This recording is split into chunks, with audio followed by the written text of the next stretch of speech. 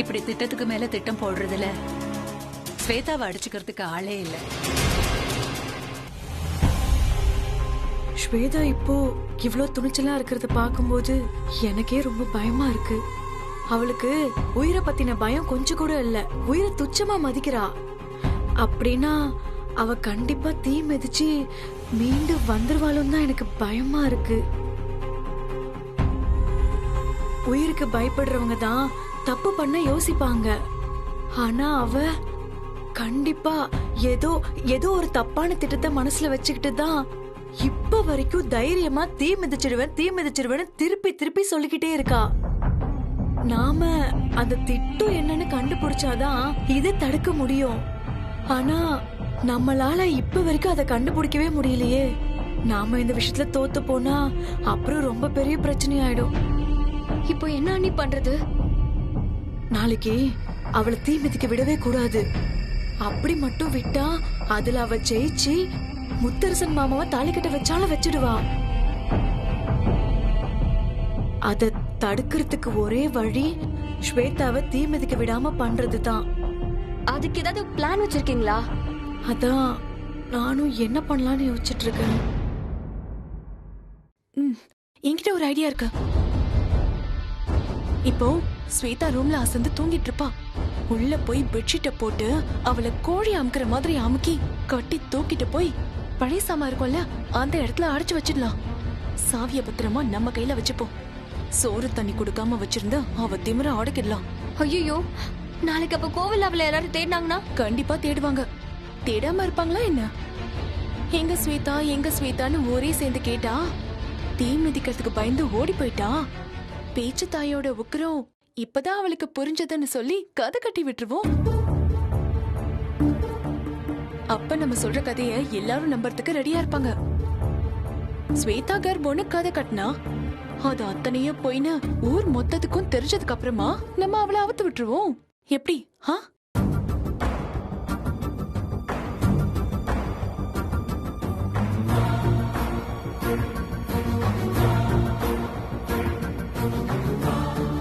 நம்ம யோசிக்கவே வேணாம். யோசிக்கிறதுக்கு இப்ப டைமும் இல்ல. இத உடனே செயல்படுத்துறது தான் நல்லது. சரி, அப்ப நான் பெட்ஷீட் கயிறுல எடுத்துட்டு வந்துடுறேன். வாங்க நம்ம 3 பேரும் போலாம். கண்டிப்பா இத பண்ணிடலாம். ஆனா இந்த விஷயத்த பத்தி நீங்க 2 பேரும் வெண்ணிலா கிட்ட மூச்சு விடக்கூடாது. ஏன்னா அவ கண்டிப்பா இத பண்ணக்கூடாது, நீதி நேர்மை நியாயம் அது இதுன்னு பேசிக்கிட்டே இருப்பா. புரியுதா? ஓகே ஓகே, சரி பாத்துக்கலாம். வாங்க. வா.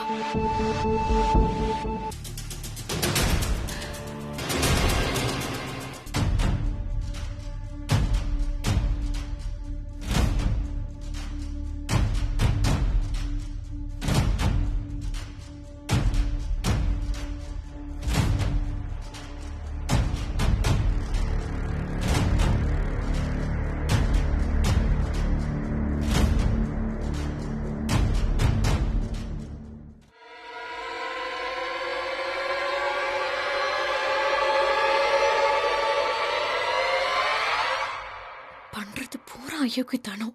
கொஞ்சம் கூட குட்ட உணர்ச்சி இல்லாம எப்படி அசந்து தூங்கிட்டு இருக்கா பாத்தீங்களா? இவளை பார்த்தாலே ஆத்திரமா வருது. என்ன பண்ணி தொலைக்கிறத? இவளை அப்படி கோழி அமுக்கிற மாதிரி அமுக்கி கொண்டு போய் அவளை உண்டு இல்லைன்னு ஆக்கணும். சரி போலாம்.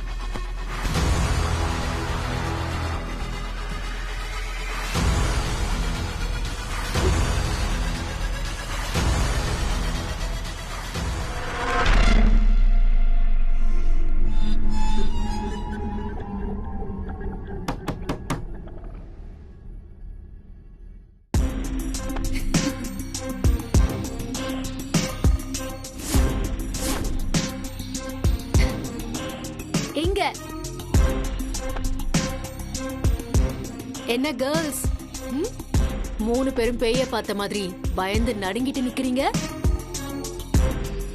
ஸ்வேதாவ கம்மியா எடை போட்டுட்டோன்னு இப்போ புரியுதா? நான் கேடிக்கு கேடி, கில்லாடிக்கு கில்லாடி, தெரியுமா? இங்க பாரு ஸ்வேதா, கொஞ்சம் நிறுத்துறியா? ஷோ, சும்மா நிறுத்து. எதுவும் பேசக்கூடாது. அன்னைக்கு அத்தை கிட்ட உங்க வீர தீரத்தெல்லாம் காமிச்சு கட்டி போட்ட மாதிரி என்னையும் கட்டி போட்டுடலான்னு நினைச்சுதானே உள்ள எல்லாம் செட்டப் போட வந்தீங்க?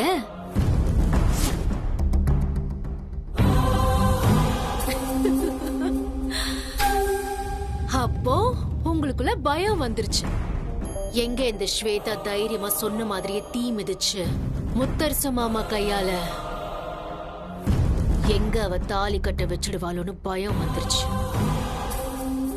அப்படிதானே?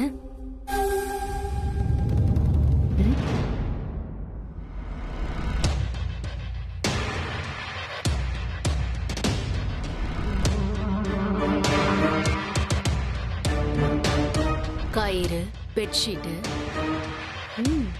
ஃபுல் செட்டப்போட தான் வந்திருக்கீங்க.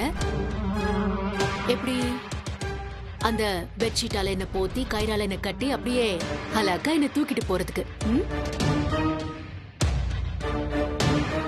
நீங்க எல்லாம் அவ்வளவு உஷாரு, நான் அவ்வளவு ஏமாளி. என்ன நீங்க? ஆமா, எப்படி உங்களுக்கு எல்லாம் இப்படி ஒரு தைரியம் வந்துச்சு? ஹைட் ஆச்சு கொஞ்சம் பார்க்க வேண்டாம், ஒரே ஹைட்.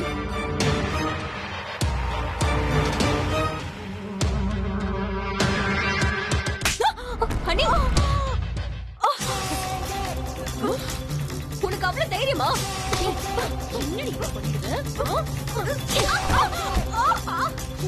என்ன பண்ண போற?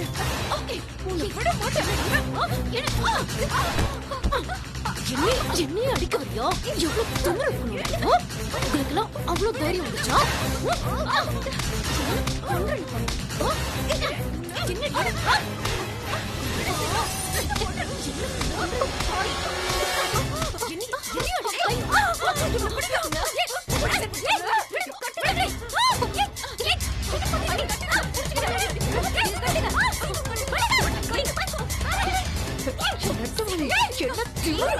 உனக்கு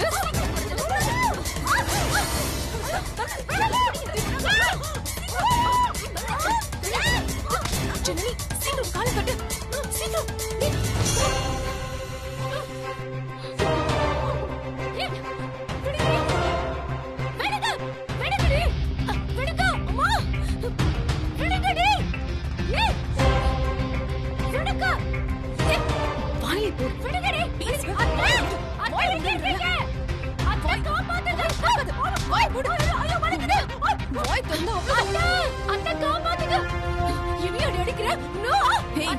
இன்னொரு தடவை ஒத்தன்னு நீ செத்தடி.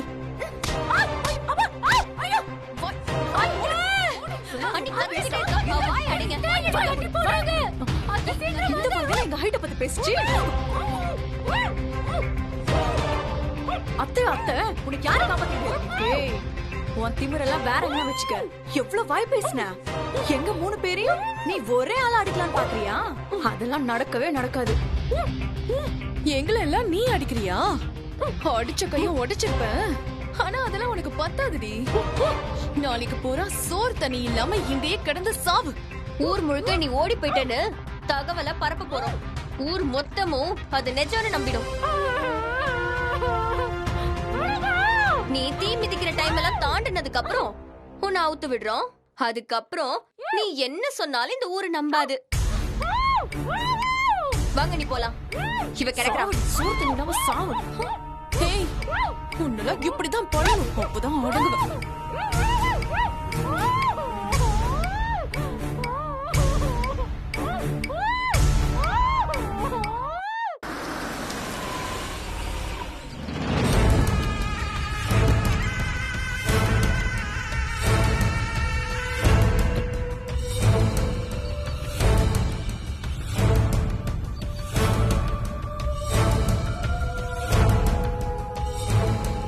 வணக்கம்மா, வாங்கம்மா. வணக்கம் வணக்கம்.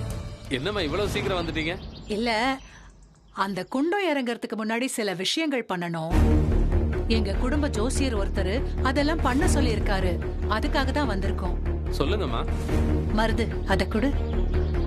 இதுல சந்தனம், பன்னீர், அத்தர் முதலான வாசன திரவியங்கள் எல்லாம் இருக்கு. இது எல்லாத்தையும் கலந்து அம்மனுக்கு சந்தன காப்பு சாத்திடுங்க.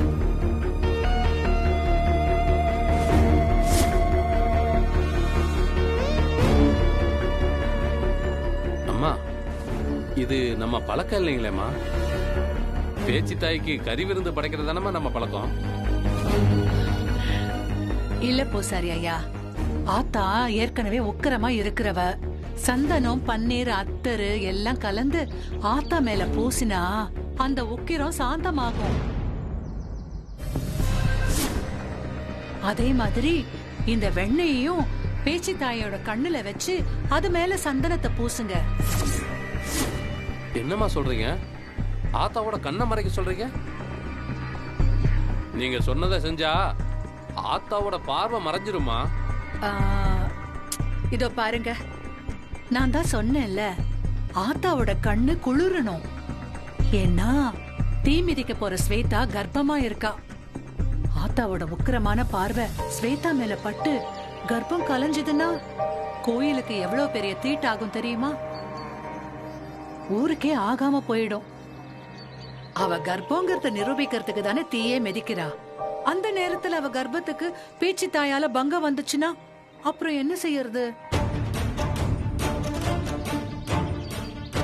அதுக்காக தான் இப்படி பண்ண சொல்றேன். வழக்கமா பெரிய வீட்டுல இருந்து ஏதாவது சொன்னா உடனே கேட்டு நீங்க செய்வீங்களே.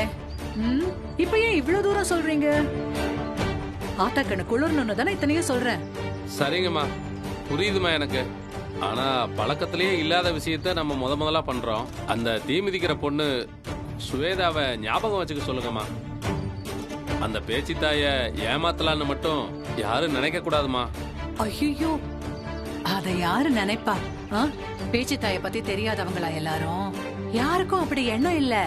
பூசாரி ஐயா, நான் சொன்னதை நீங்க செஞ்சிடுங்க. சரிங்கம்மா, செஞ்சிடறேம்மா. சந்தோஷம். அத்தா, நீதான் காப்பாத்தணும். வா மருது.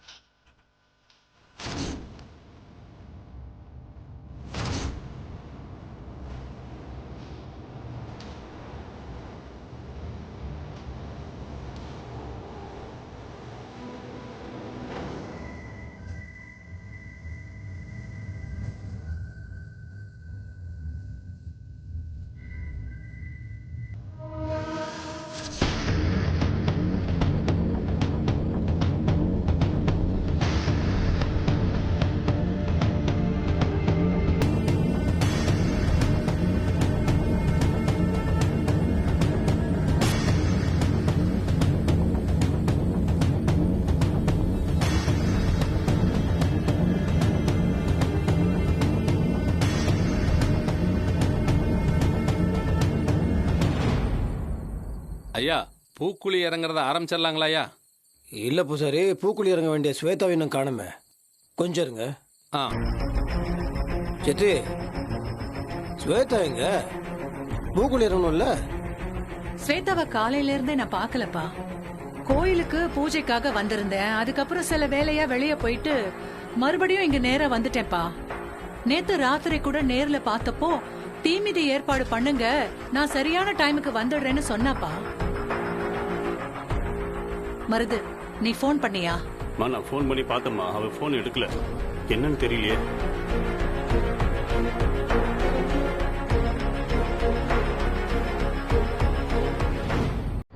காலையில இருந்து ஸ்வேதாக்காவை பாக்கலங்கிறாங்க. எங்க போயிருப்பாங்க? இன்னும் காணுமே.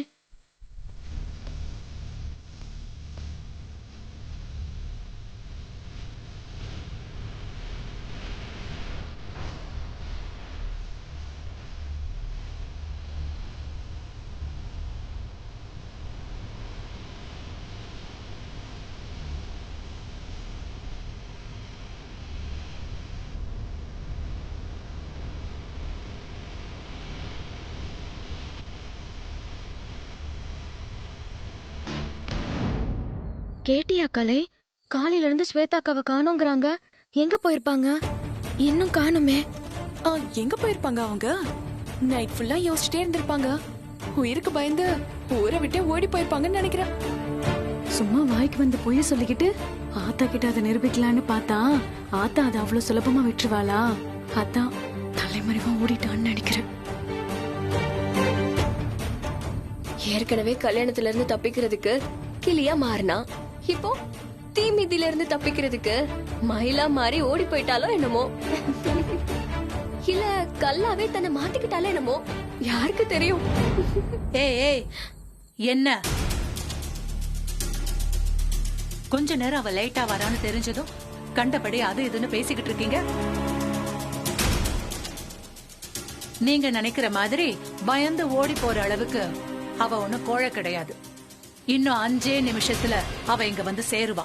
பாக்குறீங்களா? அப்படிங்களா அத்தை? சரி சரி பாக்கலாம். என்ன நக்கலா இருக்கா? வரட்டும். அவ வந்து தீ மிதிச்சதுக்கு அப்புறம் இதே நக்கல் உங்க முகத்துல இருக்கான்னு பாக்குறேன். வந்துட்டாளுங்க. 5 நிமிஷமா 5 நிமிஷம், இன்னும் 5 நாள் ஆனா கூட வந்து சேர மாட்டான். என்ன நடக்குது? நீங்க உங்களுக்குள்ள பேசிக்கிறீங்க, சிரிக்கிறீங்க. வாங்க உடனே ஸ்வேதாக்கா எங்கன்னு போய் கண்டுபிடிச்சு கூட்டிட்டு வந்துடலாம். என்னக்கா? வேண்டாம்க்கா, சொல்றத கேளுங்க. சரி, அப்ப நீங்க இருங்க, நான் போய் தேடிக்கிறேன். சொன்னா கேளுங்கக்கா. நீங்க போய் எங்க தேடினாலும் அவ கிடைக்க மாட்டான். என்ன இவ்ளோ உறுதியா சொல்ற? என்ன விஷயம்? கலை, நீயாவது சொல்லு.